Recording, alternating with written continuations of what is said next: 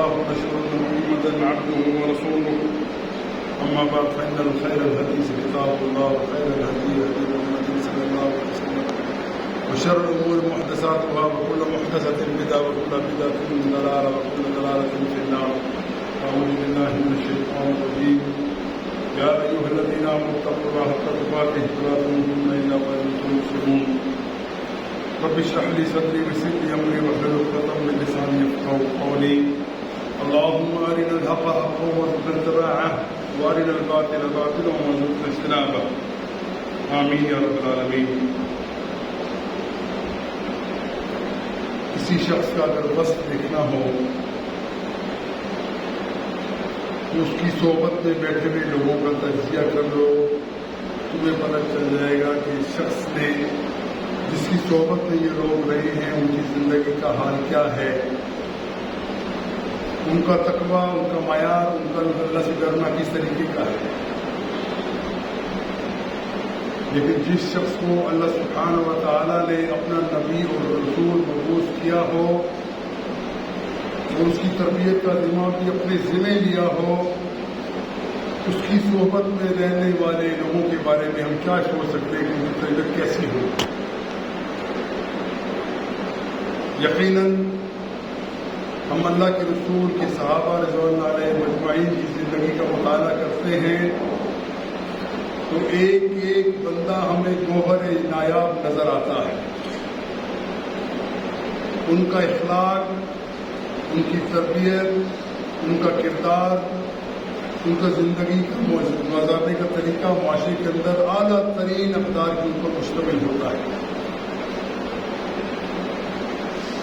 اور سب لوگ یہی کہتے ہیں کہ یہ لوگ اس مدرسہ کے پڑھے ہوئے ہیں جن کی تربیت کا ذمہ اللہ سبحانہ و تعالیٰ اپنے ذمہ لیتا ہے. یاد رکھیے اللہ کے رسول صلی اللہ علیہ وسلم اپنے اصحاب کے ساتھ انتہائی شفقت کا رویہ رکھتے تھے. صحابہ کہتے ہیں کہ اپنی زندگی میں ہم نے کسی شخص کے بارے میں نہ سنا، نہ دیکھا، نہ پڑھا کہ کوئی شخص اپنے لوگوں کے ساتھ اتنی محبت کرتا ہو. اور ہر صحابی کا یہ قول تھا، وہ کہتا تھا کہ مجھے محسوس ہوتا ہے کہ اس دنیا کے اندر سب سے زیادہ محبت مجھے اللہ کے رسول کرتے ہیں. ہر شخص ہے گمان، ہر شخص یہ سمجھتا تھا کہ مجھ سے زیادہ محبت شاید کسی سے نہیں کرتے.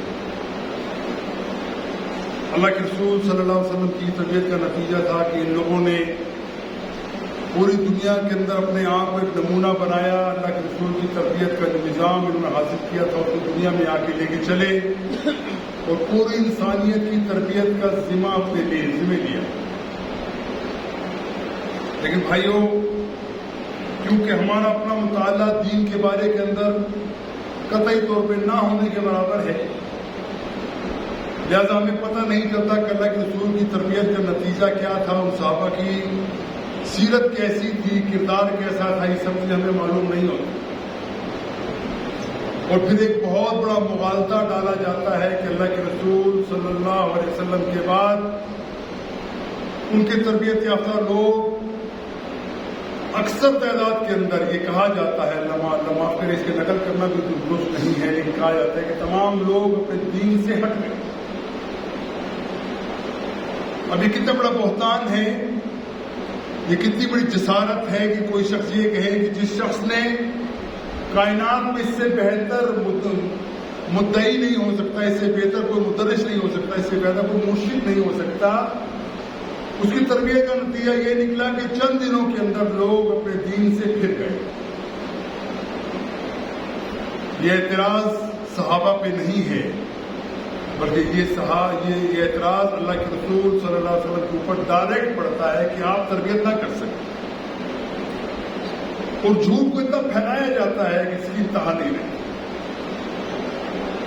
نقشہ یہ سامنے پیش کیا جاتا ہے کہ اللہ کے رسول کے صحابہ کے درمیان شدید اختلاف تھا، ایک دوسرے سے شدید نفرت رکھتے تھے. اور سب سے بڑھ کے یہ کہ کچھ لوگوں نے اگر مسلک کے مطابق ہمیں دکھا بھی ہے کچھ لوگوں سے تعاون کیا ہے تو وہ بھی تقیہ. تقیہ کیا ہے کہ اپنے دین کو چھپا لینا، حق کو چھپا لینا، جو تمہارے دل میں ہے اس کو اظہار مت کرو، زبان سے وہ کہو جو دنیا مانتی ہے جانتی ہے، اس کے مطابق چلنے کی کوشش کرو۔ دل میں بے شک تم انہیں برا سمجھتے ہو لیکن ظاہری طور پر کہو کہ ہم آپ سے راضی ہیں۔ یہ وہ تقیہ ہے جس کو دوسرے والوں کو کہا سکتے ہیں کہ منافقت کا ایک درجہ ہے کہ بندہ دل میں کچھ کہتا ہو زبان پہ کچھ اور رکھتا ہو، یہ منافقت ہے۔ اور اس کا الزام لگایا جاتا ہے کہ ان کے اوپر کبار صحابہ کے اوپر الزام لگایا جاتا ہے کہ یہ تمام لوگ تقیہ کرتے تھے، در حقیقت آپس میں نفرتیں تھیں لیکن بظاہر ایک دوسرے کے ساتھ چلتے بھی تھے، اٹھتے بیٹھتے بھی تھے، نمازیں بھی پڑھتے تھے، محبت کا اظہار بھی کرتے تھے، اور بات یہاں تک نہیں بلکہ اپنے ان لوگوں کے ساتھ رشتے داریاں بھی کرتے تھے جن سے شدید نفرت ہوتی تھی۔ بھائی ان چیزوں کو سمجھنے کے لیے ہم نے تھوڑا سا ان حقائق کو جاننے کی ضرورت ہے جن حقائق کو ان لوگوں کی کتابوں کے اندر بھی لکھا گیا ہے، اپنی بات ہم نہیں کرتے۔ حضرت فاطمہ رضی اللہ تعالیٰ عنہ فرماتی ہیں کہ علی اگر میں مر جاؤں، میرے مرنے کے بعد تم ایک لڑکی سے شادی کرنے کی میں تمہیں نصیحت کرتی ہوں، وصیت کرتی ہوں، مشورہ دیتی ہوں کہ تم کر لو تو بڑا اچھا رہے گا۔ وہ لڑکی بہت اچھی ہے، ان کا نام امامہ ہے، اور یہ خاتون کون ہے؟ حضرت فاطمہ رضی اللہ تعالیٰ عنہ کی وفات کے بعد حضرت علی نے اس خاتون سے شادی کی۔ وہ خاتون کون ہے؟ اگر یہ بتا دے گئے تو سارا معاملہ تلپٹ ہو جائے گا۔ اگر یہ اظہار کر دے کہ فلاں خاتون کا رشتہ میرے ساتھ یہ تھا یا فاطمہ کے ساتھ یہ تھا، تو جھوٹ کا جو پلندہ بنائے گا وہ ختم ہو جائے گا سارا۔ وہ خاتون حضرت فاطمہ رضی اللہ تعالیٰ عنہ کی سگی بھانجی تھی، اور بھانجی کا مطلب کیا ہے کہ یہ ثابت ہو جائے گا کوئی بات، اگر یہ بات ان کی کتابوں میں لکھی نہ ہو تو ہمیں پکڑ لیا جائے، کیونکہ کتابوں میں یہ لکھا ہوا ہے کہ حضرت امامہ رضی اللہ تعالیٰ عنہ حضرت فاطمہ رضی اللہ عنہ کی بھانجی تھی۔ اس سے ثابت ہوا ہے کہ حضرت فاطمہ کی بہنیں اور بھی تھیں، جیسے تمام مسلمانوں کا عقیدہ ہے کہ 4 بیٹیاں تھیں اللہ کے رسول۔ اگر یہ بتا جائے تو 4 بیٹیاں ثابت ہوتی ہیں، اور بیٹیاں بھی حضرت رسول اللہ صلی اللہ علیہ وسلم کی اولاد سے ہوتی، نہ کہ اس کی حضرت خدیجہ کی اولاد میں سے، ان کی اولاد میں ثابت ہوتی ہے، لیکن جھوٹ بنایا جاتا ہے، بتایا جاتا ہے، بلایا جاتا ہے۔ اب یہ معاملہ یہیں تک نہیں پہنچا بلکہ ہم یہ بھی دیکھ لیں کہ رسول اکرم صلی اللہ علیہ وسلم کی وفات کے بعد علی سے پوچھا کہ دنیا کے اندر اللہ کے رسول کے بعد عظیم ترین شخص کون ہے جس سے تم محبت کرتے ہو؟ حضرت علی کہتے ہیں کہ یہ سوال پوچھنے کا ہے کوئی؟ کیا اس سوال کو پوچھنے والے کو یہ اندازہ نہیں کہ ہم اللہ کے رسول کی تربیت یافتہ لوگ ہیں؟ یقیناً اللہ کے رسول کے بعد اور نبیوں کے بعد اس دنیا کے اندر، کائنات کے اندر عظیم ترین شخصیت جو ہے وہ ابو بکر صدیق رضی اللہ تعالیٰ عنہ۔ اس کے بعد وہی گریڈیشن جو اللہ کے رسول نے بتلائی ہے، ابو بکر صدیق ہے، پھر عمر ہے، پھر عثمان ہے، پھر علی ہے، پھر طلحہ ہے، زبیر ہے، سعید ہے، سعد ہے، یہ تمام ایک لڑی ہے، پوری سنہری لڑی ہے، لیکن انکار کیا جاتا ہے۔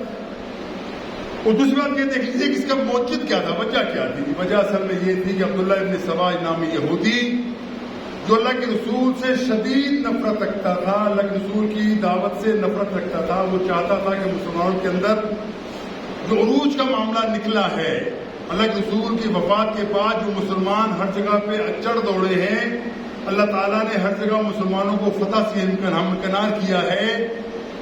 حضرت ابو بکر صدیق کے زمانے کے بعد جو فتوحات کا معاملہ شروع ہوتا ہے وہ رکنے میں نام نہیں لیتا۔ عمر رضی اللہ تعالیٰ عنہ لاکھوں مربع میل کے حاکم ہیں، اس کو کسی طریقے سے ختم کر دیا جائے، رکھنا ڈال دیا جائے۔ اور یاد رکھیے، ایک نقطہ یاد رکھنے کا بہت ضروری، اہل سنت والجماعت کا یہ عقیدہ ہے کہ اللہ کے رسول معصوم ہیں۔ معصوم کا مطلب کیا ہوتا ہے؟ جن سے غلطی کا صدور ممکن نہیں۔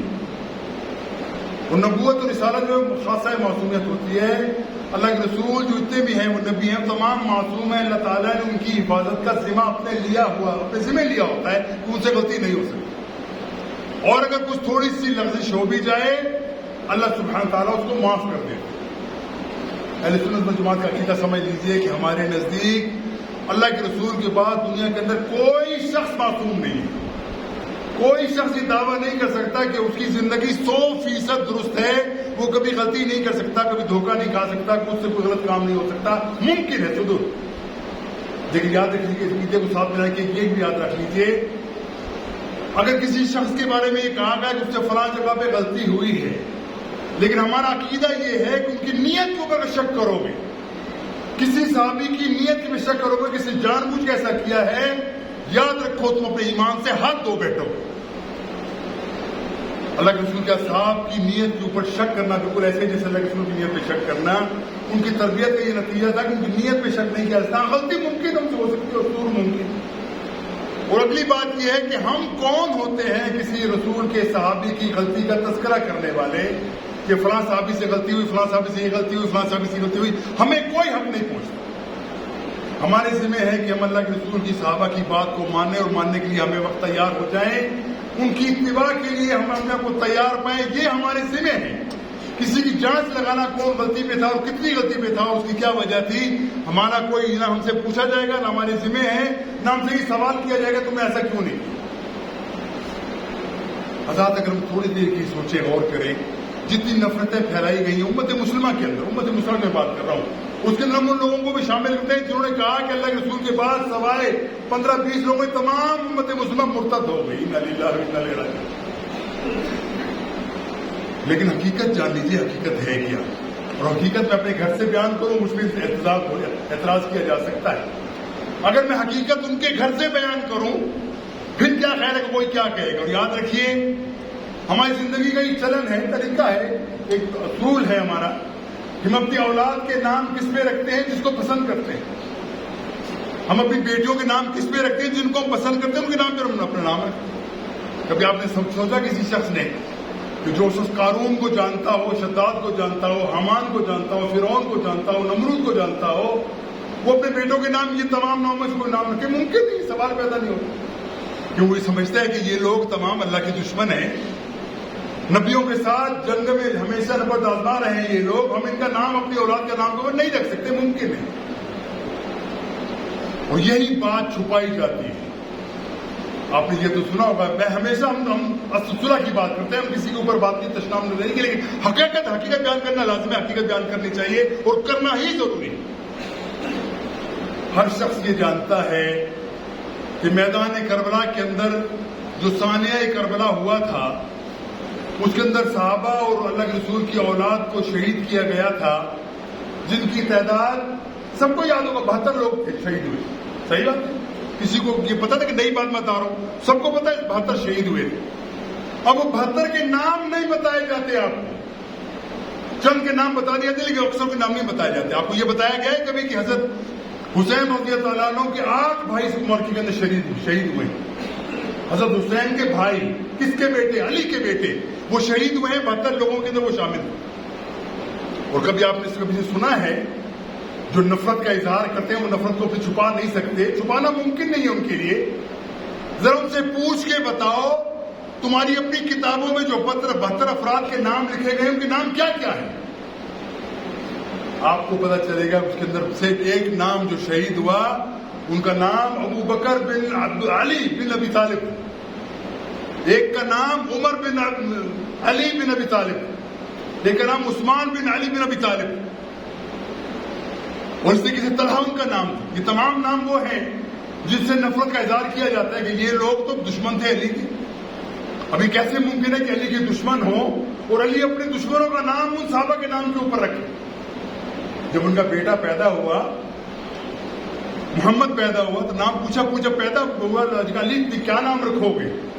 کہنے لگے کہ میرے لیے کون سا عظیم نام کون سا ہو سکتا ہے، محمد کے علاوہ کون سا ایسا نام ہے میں رکھوں اپنے بیٹے کے لیے پسند کروں؟ میں نے اپنے بیٹے کا نام محمد بن حنفیہ رکھا ہے، بن علی بن ابی طالب رضی اللہ تعالیٰ عنہ، یہ نام انہوں نے تفصیل کی۔ پھر بیٹا ہوا، پھر نام ابو بکر رکھا، پھر بیٹا ہوا، پھر نام عمر رکھا، پھر بیٹا ہوا، پھر نام عثمان رکھا۔ یہ نام رکھے انہوں نے خود، اور 72 شہداء کے اندر یہ لوگوں ناموں کا تذکرہ موجود ہے۔ پھر ائمہ کی بات کر لیجیے، جو ان کے ائمہ جن کو وہ اپنا ائمہ کہتے ہیں، چاہے جعفر صادق ہو، موسیٰ کاظم ہو، ان تمام کے بیٹوں کی اولادوں کے نام کیا ہیں؟ عمر بھی ہیں، عثمان بھی ہیں، طلحہ بھی ہے، زبیر بھی ہیں، عائشہ بھی ہیں، حفصہ بھی ہیں، ان کے نام۔ ثابت کیا ہوا کہ یہ تمام لوگ اللہ کے رسول کی تربیت یافتہ لوگ تھے، انہوں نے اپنے نام ایسے رکھے تھے جن کی نسبت ان کو پسند تھی، وہ نسبت کی وجہ سے انہوں نے اپنے نام سب اپنے صحابہ کے نام کے اوپر رکھے، جبکہ یہ کہتے ہیں کہ یہ تمام چیزیں نفرتیں ہی نفرتیں تھیں، محبتیں تھی نہیں ساتھ۔ اور پھر یہ پوچھا جائے کہ حضرت علی جیسا جری شخص جس نے اللہ کے رسول کی گود کے اندر تربیت پائی ہے، اور جس کی عظمت کا کیا کہنا ہے کہ اسد اللہ واسد الرسول کہا گیا کہ اللہ کا شعر ہے، اللہ کے رسول کا شعر ہے۔ تربیت اس نے کی، کس نے کی؟ اللہ کے رسول نے خود ان کی تربیت کی ہے، اپنے بیٹوں کی طرح ان کو پالا ہے، پھر اب کو داماد ان کو بنایا ہے۔ اور ان کے بارے میں کہا جاتا ہے کہ انہوں نے معاملہ ان کا بڑا مختلف تھا، یہ تو صحابہ سے اسی لگتے تھے، خلافت کا حق ان کا تھا، ان کو نہیں دیا گیا۔ اور پھر ایک بہت بڑی بات کہا جاتی ہے، بہت بڑا بنیادی چیز میں اس لیے بتا رہا ہوں آپ کو اندازہ ہو کہ ہمارے ساتھ معاملہ ہوتا ہے۔ کہا گیا کہ کتابوں میں لکھا گیا کہ حضرت علی رضی اللہ عنہ کے ساتھ بڑا ظلم ہوا، فاطمہ کے ساتھ تو ظلم کی انتہا کر دی صحابہ نے۔ کس نے ظلم کی انتہا کی؟ حضرت بکر صدیق نے، حضرت عمر نے، حضرت عثمان نے۔ باغ فدق نہیں دیا گیا، اللہ کے رسول کی وراثت میں ایک باغ تھا جس کو حصہ فاطمہ کو نہیں دیا گیا، پروپیگنڈا کیا جاتا ہے، بے تحاشا ظلم کر دیا انہوں نے، یہ کر دیا وہ کر دیا۔ تو کسی سے پوچھا گیا بھائی ابو بکر صدیق رضی اللہ عنہ نے تمہارے بقول باغ کا حصہ نہیں دیا، حضرت فاطمہ کو حصہ نہیں دیا، چلو مان لیتے ہیں ایک منٹ۔ عمر کی خلافت آئی، باغ فدق نہیں دیا گیا، تمہاری بات پھر بھی مان لیتے ہیں۔ عثمان کی خلافت آئی، باغ فدق نہیں دیا، تمہاری بات پھر بھی مان لیتے ہیں۔ لیکن جب حضرت علی رضی اللہ عنہ کی خلافت آتی ہے اور انہوں نے اپنی بیٹی بیوی کو اس کا حصہ کیوں نہیں دیا؟ کوئی جواب نہیں، خاموشی، بالکل خاموشی ہوتی ہے۔ پھر کہا جاتا ہے کیا تم سمجھتے ہو کہ اس شخص کی وراثت جو ہے وہ صرف بیوی کے نام ہوتی ہے، یہ بیٹی کے نام ہوتی ہے، یہ بچوں کے نام ہوتی ہے؟ نہیں، سب لوگ اس کے اندر حصے دار ہیں، بیٹیاں بھی ہیں، اس کے اندر بیویاں بھی ہیں، وہ بیویوں کی اولاد ہے وہ بھی جائیداد کے حصہ دار ہوتے ہیں۔ تو بتاؤ جس وقت حضرت ابو بکر صدیق رضی اللہ عنہ نے اپنی اللہ کے رسول کی بیٹی کو حصہ نہیں دیا تو ان کی بیٹی بھی تو تھی جو ان کی بیٹی بیوی تھی۔ حفصہ کون تھی؟ عائشہ کون تھی؟ اللہ کے رسول کی بیویاں تھی، حصہ ان کو بھی ملنا چاہیے تھا، نہیں ملا۔ پھر کہا گیا کہ اللہ کے رسول نے فرمایا یاد رکھو نبیوں کی وراثت بالکل کچھ نہیں ہوتی، نبیوں کی جو وراثت ہوتی ہے وہ جب دنیا سے چلے جاتے ہیں ان کی تمام وراثت امت مسلمہ کا سرمایہ ہوتی ہے، وہ کسی کی ذاتی ملکیت نہیں بن سکتی، نہیں دیا۔ لیکن یہ باتیں آپ کو بتائی نہیں جاتی، کہتے ہیں بس حضرت فاطمہ کے ساتھ ظلم ہوا ہے، لیکن یہ نہیں کہتے عائشہ کے ساتھ ظلم نہیں ہوا، پھر حفصہ کے ساتھ نہیں ہوا، ام حبیبہ کے ساتھ نہیں ہوا، یہ بھی اللہ کے رسول کی بیویاں ہیں، ان کو ملنا چاہیے تھا۔ یہ تمام چیزیں بولتے جھوٹ اتنا بولو اتنا بولو کہ بندہ سچ بالکل غائب ہو جائے، یہ تمام چیزیں ہمارے سامنے رکھی جاتی ہیں اور بیان کیا جاتا ہے کہ بہت بڑا ظلم ہو، حالانکہ کوئی ایسی بات نہیں، اور ہم سمجھتے ہیں اللہ کے رسول کے اصحاب ان کے درمیان بھی تھی وہ محبت تھی جس کے بارے میں تصور نہیں کر سکتے۔ اشداء علی الکفار رحماء بینہم کی مزاج جو قرآن کہتا ہے، ان کا طرز عمل کیا تھا کہ وہ آپس میں انتہائی شفیق تھے، محبت کرنے والے تھے، کسی سے محبت کرنے والے تھے، اور کفار کے معاملے کے اندر بڑے سخت۔ پروپیگنڈا کیا آتا ہے؟ نفرت پھینکتا تھا۔ اچھا پھر یہ سوچو، چلو ایک تو یہ معاملہ ریاست کا ہو گیا، یہ میں نے آپ کے سامنے بیان کر دیا، کیا کوئی شخص اپنی بیٹی کا بہن کا رشتہ ایسے شخص کو دے سکتا ہے جس کو گمراہ سمجھتا ہو؟ سوچیں کبھی، گمراہ چھوڑو، ہمارے گھر کاروباری معاملات میں دیکھتے ہیں بندہ یار غریب غربا ہے، کوئی بیچارہ غریب، کوئی اپنی بیٹی اس کو نہیں دیتا، کوئی غریب آدمی ہے تو اپنے پاس کچھ نہیں ہے، ہماری بیٹی کو کھانے کو کیا دے گا؟ حضرت علی رضی اللہ تعالیٰ عنہ نے اپنی بیٹی کا رشتہ جو فاطمہ کی نسب سے تھی ان کا رشتہ حضرت عمر رضی اللہ عنہ کو دیا، اور اس کا کوئی ثبوت ہم بھی اپنی کتابوں میں ثبوت پیش کیا جا سکتا ہے، دیا انہوں نے رشتہ۔ جن سے نفرتیں ہوتی ہیں ان کو بیٹیاں نہیں دی جاتی، جن سے نفرتیں ہوتی ہیں ان کے ساتھ معاملہ ایسا نہیں کیا جاتا جیسے صحابہ نے کیا۔ تو ثابت یہ ہوا کہ نفرتیں نہیں تھیں، کوئی اس کے اندر خلمشار نہیں تھا، کوئی اس کے اندر وہ نہیں تھی، نفرتیں نہیں تھی، کوئی چیز نہیں تھی کہ ہم کہیں کہ فلاں کے ساتھ بہت نفرت تھی۔ باہم شیر و شکر تھے وہ تمام لوگ، اور قیامت تک کے لیے آئیڈیل لوگ ہم سمجھتے ہیں وہ یہ تھے جنہوں نے اللہ کے رسول کی تربیت کر وہ جوہر پی کر آپس میں محبت کا وہ اعلیٰ معیار قائم کیا جس کی کوئی چیز مثال دنیا کے اندر دی نہیں جا سکتی۔ تو بھائیو ہمیں تھوڑا سا چاہیے، تھوڑا سا اپنا بھی سوچ لیں، غور کر لیں، فکر کر لیں۔ جو ہم صبح شام سنتے ہیں یہ 10 دنوں کے اندر پاکستان بالکل ایک شیعہ اسٹیٹ بنا ہوتا ہے، دیکھ تو لوگ کہنے والے کہتے کیا ہیں، اور ہم اپنا نہیں کہتے تو ان کو خود لوگ کہنا شروع ہو گئے یار کون سا تم معاملہ کرتے ہو، کیا کرتے ہو۔ ہم سمجھتے ہیں کہ اللہ کے رسول کی وہ حدیث ہمارے سامنے ہونا چاہیے کہ اللہ کے رسول نے فرمایا تھا میرا جی چاہتا ہے، یہ چاہنے والا کون ہے؟ جو اللہ سبحانہ و تعالیٰ کا پورے کائنات کے اندر عظیم ترین شخص ہے، اللہ تعالیٰ کا اپوائنٹڈ رسول اور نبی محمد بن عبداللہ صلی اللہ علیہ وسلم، ہمارے ماں باپ ان پہ قربان ہو، وہ حسرت ایک کرتے ہیں۔ اللہ کے رسول کی ایک حسرت ہے کہ کاش ایسا ہو سکتا۔ وہ حسرت کیا ہے؟ اے اللہ تو مجھے اپنے راستے میں شہید کر، پھر زندہ کر، پھر شہید کر، پھر زندہ کر، پھر شہید کر۔ اللہ کے رسول کی کیا ہے؟ حسرت دل کے اندر اس کی لذت اتنی ہے اللہ کے راستے میں شہید ہونے کی، اس کے بارے میں اللہ کے رسول خود کہتے ہیں یا اللہ مجھے یہ رتبہ عطا فرما، لیکن یہ رتبہ اللہ کے رسول کو عطا نہیں کیا جاتا کیونکہ رسول کبھی شہید نہیں ہوتا، اور یہ وہ رتبہ ہے جن کو مل گیا وہ عظیم ترین لوگ ہیں۔ یہی بات میں نے پچھلے میں ایک دفعہ پہلے بھی آپ سے سامنے عرض کی تھی کہ ایک مرتبہ حضرت محمد علیہ السلام کوہ احد کے اوپر تشریف فرما تھے، ابو بکر بھی ہیں، عمر بھی ہیں، عثمان بھی ہیں، کوہ احد ہلنا شروع ہو گیا تو پیر مارا کوہ کے اوپر، رک جا، تجھے معلوم نہیں ایک نبی، ایک صدیق، 2 شہداء تمہارے اوپر اس وقت کھڑے ہیں، تو ہلتا ہے۔ عظمت بیان کر دی اللہ کے رسول نے شہادت کا وہ عظیم رتبہ ہے جو مل گیا ان کی عظمت کی۔ اور یہ کیا سمجھے ہم لوگ، اگر شہید ہوا ہے کوئی تو یہ غم کی بات ہے، یہ دکھ کی بات ہے۔ ہاں جس نے کوئی زیادتی کی اللہ تعالیٰ کو خود پکڑ لے گا، ہمارا ذمہ آپ کے نہیں، ہم اس کو پکڑے اور یہ کریں وہ کریں، لیکن اس کے اندر بھی دیکھیے کس طریقے سے دھوکہ دیا جاتا ہے۔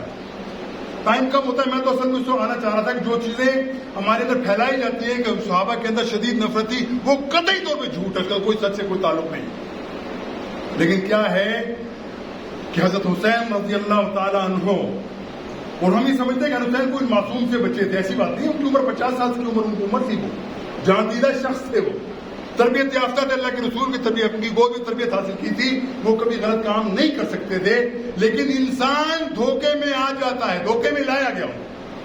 کیسے لایا گیا؟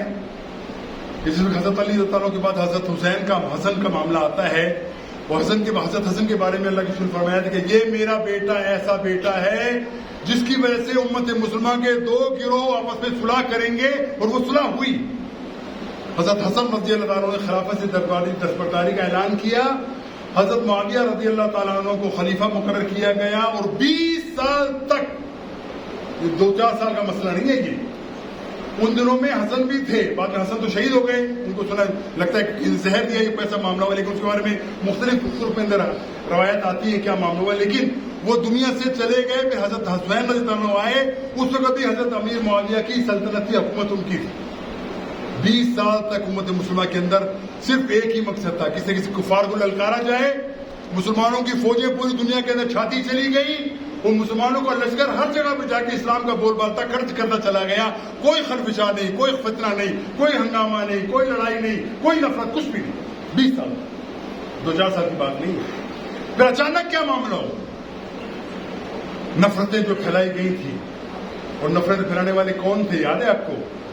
حضرت علی رضی اللہ عنہ نے اپنا دارالخلافہ جو ہے وہ کوفہ منتقل کیا تھا، منع کیا صحابہ نے، علی یہ کام مت کرو، کوفی لا یوفی، کوفی ہوئے جن سے کبھی وفا نہیں ہوتی مت جاؤ، لیکن حضرت علی کو پھر قتل کس نے کیا؟ کوفیوں نے قتل کیا۔ اور جب حضرت عثمان رضی اللہ عنہ کی شہادت کا معاملہ ہوتا ہے، اس کے بعد حسن کا معاملہ ہوتا ہے، تو پھر خلفشار کی ان کو رک نظر آئی کہ ہم دوبارہ کوئی معاملہ مسلمانوں کے اندر کوئی ایسی ہم فتنہ دوبارہ پیدا کر سکیں۔ خط لکھے گئے، بوریوں کے حساب سے خط لکھے اس کو حضرت حسین رضی اللہ عنہ کو، حسین آ جاؤ، ہم تمہارے انتظار میں ہیں، پورا کوفہ تمہارے ہاتھ میں بیعت کرنے کو تیار ہیں، بوریاں بھری ہوئی خطوں کو تمہارے لیے ہم بھیجتے ہیں، اور یہ کتابیں یہ ہماری ان کی کتابوں میں لکھا ہوا ہے۔ حسین رضی اللہ عنہ کہتے ہیں کہ میں نے کوفہ جانا ہے، صحابہ کی بڑی تعداد موجود تھی، عبداللہ بن زبیر تھے، عبداللہ بن عمر تھے، عبداللہ بن عباس تھے، یہ تمام لوگ موجود تھے، صحابہ تھے۔ منع کیا، حسین یہ قوم کبھی وفادار نہیں ہے، کبھی بھی ان کے کہنے میں مت جانا، چلو اگر تمہیں جانے کا ارادہ کر ہی لیا ہے، اپنی اولاد لے کر مت جانا، بچوں کو لے کے مت جانا، بیویوں کو لے کے مت جانا، اپنے پورا کنبہ لے کر مت جانا۔ اگر انہوں نے تمہیں دعوت دی ہے کہ خلافت کا وہ کرتے چلو تم جاتے ہو، خود اکیلے چلے جاؤ، بیعت ہو جائے گی، ہم سب تمہارے پیچھے آ جائیں گے۔ نہیں مانے، جانا ہی جانا ہے، ہر چیز نہ جانا ہے۔ 8 ذی الحج کو وہاں سے نکلتے ہیں، اس سے پہلے اپنے بھائی مسلم بن عقیل، ان کے چچا بھائی جن کو بھیجا کہ مسلم بن عقیل تم جاؤ ذرا دیکھ کے آؤ حالات کیا ہیں۔ وہ جب یہ مسلم بن عقیل کوفہ پہنچتے ہیں، ہزاروں لوگ ان کے ہاتھوں پہ بیعت کر لیتے ہیں۔ حضرت حسین بیعت کر لی، اب کہتے ہیں یہ تو بڑا معاملہ صحیح ہے، اطلاع بھیجی گئی کہ میرے ہاتھ میں اتنے لوگوں نے بیعت کر لی ہے، آپ تشریف لے آئیے، حالات بالکل سازگار ہیں، سب معاملہ درست ہو جائے گا۔ ابھی تک حسین اپنے مکہ سے نکلے نہیں ہیں کہ اطلاع آ جاتی ہے مسلم بن عقیل کو قتل کر دیا گیا۔ اب یہاں سے ٹرننگ پوائنٹ آتا ہے۔ حضرت حسین رضی اللہ عنہ جو غیرت کا مرقع ہے وہ، اب ان کو کہا کہ اب تو واپس آ جاؤ، مت جاؤ، وہاں پہ پتہ چل گیا کہ وہ تمام غدار ہیں، وفا کرنے والے نہیں ہیں، اب رک جاؤ۔ لیکن حسین کے جو ساتھی لوگ تھے ان کے اپنے خاندان کے لوگ مسلم جو بیٹے تھے بھائی تھے کہنے لگے یہ کیا بات ہے، ہمارا بھائی مروا دیا، اب کہتے ہو نہیں جاتے، جانا پڑے گا، جانا۔ حضرت حسین مجبور ہو گئے ان کو جانا پڑے گا۔ اب وہاں پر جب پہنچتے ہیں چیخیں مار مار کے کھڑے ہو کے آوازیں لگائی، اے سردار فلاں بن فلاں تم نے میرے ساتھ خط لکھا تھا، یہ دیکھو بوریاں میرے پاس بھری پڑی ہیں، میں ایک ایک خط تمہیں دکھانے کو تیار ہوں، کس کس سردار نے مجھے کہا تھا کہ آؤ بیعت کرتے ہیں، آج تم کیوں انکار کر رہے ہیں؟ یہ ہے وہ ٹرننگ پوائنٹ کو سمجھنے کی ضرورت ہے۔ وہ ٹرننگ پوائنٹ کیا ہے؟ اگر ان لوگوں کے ناموں کا پتہ چل جاتا یزید کو، یہ ابن زیاد کو، کہ ان لوگوں نے خط لکھے تھے، ان کی گردنیں اڑا دی جاتی۔ یہ بہت بڑا ثبوت تھا کہ اس معاملے کو یہی ختم کر دیا جائے تاکہ ان کو پتہ نہ چل سکے کن کن لوگوں نے حسین رضی اللہ عنہ کو دھوکہ دے کے بلوایا تھا، اور آج ان کے سامنے یہ معاملہ ہوگا تو ان کی گردن اتر جاتی۔ یقینی بات تھی، انہوں نے فوراً کو فون مار کے ان کو شہید کر دیا۔ اور پھر ایک اور بات سوچیے آپ، وہ خیمے کو کیوں آگ لگائی گئی؟ بندے تم نے مار دیے سارے، چلو شہید کر دیے جتنے بھی تھے۔ اسے میں نے بتایا کہ علی کے بیٹے تھے جن کے نام عمر، عثمان اور ابو بکر بھی تھے، ان کو بھی شہید کر دیا۔ خیموں کو ہاتھ کیوں آگ لگائی گئی؟ پروپیگنڈا تو بہت کیا تھا، خیموں کو آگ لگا دی۔ خیموں کو آگ لگانے کی وجہ یہ تھی کہ وہ تمام خطوط جو بوریوں میں پڑے ہوئے تھے وہ ختم ہو جائیں، ثبوت ختم ہو جائے سارے۔ دیکھیے ہم کسی کو بھی الزام نہیں لگاتے، ہم سمجھتے ہیں کہ حسین رضی اللہ عنہ کے وقت معصوم تھے، یہ ان کی معصومیت کا فائدہ اٹھایا، ان کو غلط فہمی راستے میں لگایا گیا اور ان کو اس طریقے سے بلوا کے دھوکہ دیا گیا تاکہ امت مسلمہ کے اندر ایک خلفشار کی کیفیت پیدا ہو جائے، اور یہ وہ چیزیں چھپائی جاتی ہیں ہمیشہ۔ لیکن اس سے کوئی یہ نہ سمجھے کہ مسلمانوں کا انتشار تھا، کوئی معاملہ ان کا ضد والا معاملہ تھا، ایسی کوئی بات نہیں تھی۔ انشاءاللہ یہ شیر و شکر تھے، آپس میں انتہائی محبت ان کے دلوں کے اندر تھی۔ اور اس کے بعد حسین رضی اللہ عنہ کو شہید ہونے کے بعد ان کے جتنے ائمہ آتے ہیں، ان کے بعد یہ 10 ائمہ آتے ہیں، ذرا غور کرو تھوڑی دیر کے لیے، خالص الذہن ہو کر ان کی اولادوں کا جائزہ لے لو، تمام، چاہے وہ تقی ہوں، نقی ہوں، چاہے موسیٰ کاظم ہوں، چاہے وہ امام جعفر ہوں، تمام لوگوں کی اولادوں کا جائزہ لے لو، پتہ چلے گا سب کی اولادوں کے نام ابو بکر ہیں، عمر ہیں، عثمان ہیں۔ اگر ایسی دشمنی تھی تو یہ معاملہ ایسا کیوں تھا؟ بھائی یہ تمام پروپیگنڈا، اتنا طویل پروپیگنڈا کیا گیا، اب تو طویل بلنڈر کیا گیا مسلمانوں کے ساتھ تاکہ مسلمانوں کے اندر نفرت کا بیج بو دیا جائے۔ اور یہ بیج بونے کا مقصد کیا تھا؟ صرف صحابہ کو بدنام کرنا نہیں ہے، یہودیوں کو سازی کر اللہ کے رسول کو بدنام کر دیا جائے کہ اللہ کے رسول کی تربیت ناقص تھی، نعوذ باللہ، وہ تربیت نہیں کر سکتے۔ لیکن بھائیو ہم نے سوچنا چاہیے کہ ہم بحیثیت سنی، اپنے آپ ہم سنی کہتے ہیں، ہمیں معلوم ہونا چاہیے کہ ہم کیا چلنا چاہتے ہیں، کیا صحابہ کے بارے میں ہمارا نظریہ بنتا ہے؟ تم سنتے تو اور کیسی سی باتیں روز سنی جاتی ہیں، ہر مہینے ہر سال نیا قصہ۔ کون بندہ وہاں پر ٹیپ ریکارڈ لے کے بیٹھا ہوا تھا کہ حسین نے یہ کہا، ان کی بیٹی زینب نے یہ کہا، فلاں نے یہ کہا، فلاں نے کہا، سب جھوٹ کا پرت۔ اور ان کی صرف اپنی کتابوں کو دیکھا جائے آپ کو پتہ چل جائے گا، ان کی کتابوں سے تمام چیز سچ ظاہر ہو جاتی ہیں۔ ان کی کتابوں میں جو چیزیں لکھی ہوئی ہیں ان کو اگر پڑھ لیا جائے تو دل بندے کا صاف ہو جاتا ہے کہ اللہ کے رسول کے صحابہ کے درمیان کوئی تفریق نہیں تھی، کوئی نفرت کا معاملہ نہیں تھا، کوئی بغض و عداوت نہیں تھی۔ یہ آپس میں باہم ہم اپنے سگے بھائیوں سے بھی زیادہ محبت کرنے والے لوگ تھے یہ لوگ، لیکن نقشہ ایسا پیش کیا گیا کہ تمام معاملہ ہی گڑبڑ تھا، ہر چیز برا تھی، ہر جگہ برائی پھیلی تھی، ہر جگہ پہ نفرتیں ہی نفرت تھی۔ اور اس کا فائدہ کون اٹھاتا ہے؟ جو اسلام کے دشمن ہے وہ فائدہ اٹھاتا ہے۔ وہ دنیا کے اندر اب بھی فائدہ اٹھاتے ہیں کہ دیکھو مسلمانوں کے اندر وہ بھی تفریق بنا دی ہم نے جو کبھی ختم ہونے والی نہیں ہے۔ اور یاد رکھیں کہ ہمارے اس میں نہیں کہ کسی کو قصوروار ٹھہرائیں یا کسی کو بے گناہ ٹھہرا دیں، یہ ہمارا کام نہیں۔ اللہ کے پاس جو کیا سب ان کے پاس پہنچ جائے، نہ ہمارے سامنے وہ حالات ہیں، نہ وہ تمام چیزیں ہمارے پاس موجود ہیں۔ لکھی ہوئی چیزیں چیز کی طرف گواہی دیتی ہیں کہ پروپیگنڈا بہت بڑا تھا، جھوٹ بہت بڑا پھیلایا گیا، جو ان کی اپنی کتابوں سے ثابت ہوتا ہے کہ تمام چیزیں جھوٹ۔ بھائیوں میری صرف التجا یہ ہے آپ بھائیوں کہ اپنے بھائیوں کو تمنا دل سے ہم یہ کہتے ہیں کہ بھائیوں تھوڑا سا ٹائم نکال کے اپنے دین کا ترجمہ تھوڑا سا ترجمہ پڑھ لو، کتابوں کا پڑھ لو، اللہ کے رسول کی سیرت پڑھ لو، صحابہ کی سیرت پڑھ لو، تمہیں پتہ چل جائے کہ اللہ کے رسول نے جو گوہر چھوڑ کے گئے تھے ان کی عظمت کیا ہے۔ یہ پڑھو گے تمام خدشات سے، تمام منافقین جو تو آپ کے سامنے چیزیں آتی ہیں سب نکل جاؤ گے، اللہ صاف ستھرا دین تمہارے سامنے پیش کر دے گا۔ اور اللہ کہتا بھی ہے کہ باہم آپس میں شیر و شکر تھے، بالکل بھائیوں کی طرح تھے، محبت کی انتہا کو پہنچے ہوئے یہ لوگ تھے جنہوں نے اپنی پوری زندگی ایک دوسرے کی محبت کے اندر گزاری ہے، لیکن پروپیگنڈا اتنا کیا گیا کہ سب کچھ معاملہ گڑبڑ تھا۔ اللہ تعالیٰ سے دعا ہے کہ اللہ ہمیں سچ کو سمجھنے کی، اس پر عمل کرنے کی توفیق عطا فرمائے۔ وآخر دعوانا الحمدللہ رب العالمین۔